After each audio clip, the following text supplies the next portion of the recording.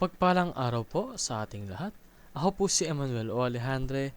Ito po ang aking daily devotion ngayong March 27, and for today ating pag-uusapan kung ano ang tunay na ibig sabihin ng magpakatao. This relates to the topic of economic subordination na makikita natin sa John chapter 15 verse 26 na nagtatitled na The Work of the Holy Spirit. When the Advocate comes, whom I will send to you from the Father, the Spirit of truth who goes out from the Father, He will testify about me. Sa Tagalog, subalit kapag dumating na ang mga aliw, na aking susuguin sa inyo mula sa Ama, ang Espiritu ng katotohanan na mula sa Ama, siya ang magpapatotoo tungkol sa akin. So, the Father sent the Son to express His great love.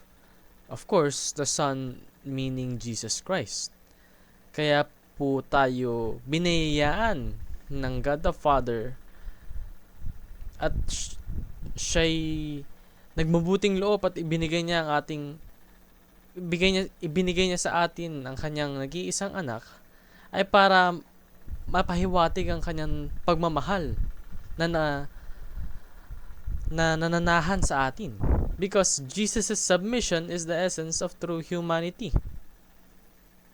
Mula po sa pagpapasakripisyo ng ating Hesukristo, napakita yung totoong meaning ng pagiging makatao. Therefore, the Spirit empowers us to become like Christ. Dahil si Kristo po ang natatanging nilalang sa mundong ito na nagpakita kung ano ba talaga ang tunay na ibig sabihin ng pagpapakatao. So, respond to God's love by loving Him with all your heart, mind, soul, and strength. Tulad nga ng ginawang aksyon ng ating God the Father upang ma-express ang kanyang great love, we should also express our love towards Him by giving everything to Him.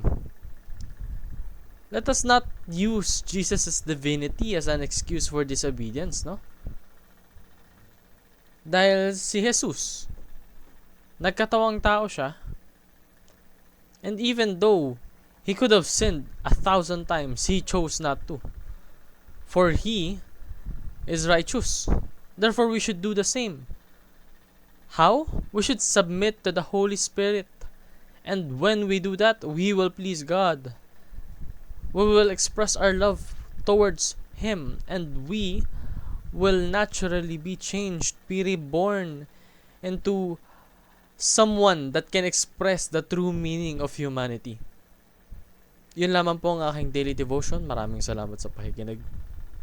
Pagpalain po tayong lahat, and let us all give glory to God.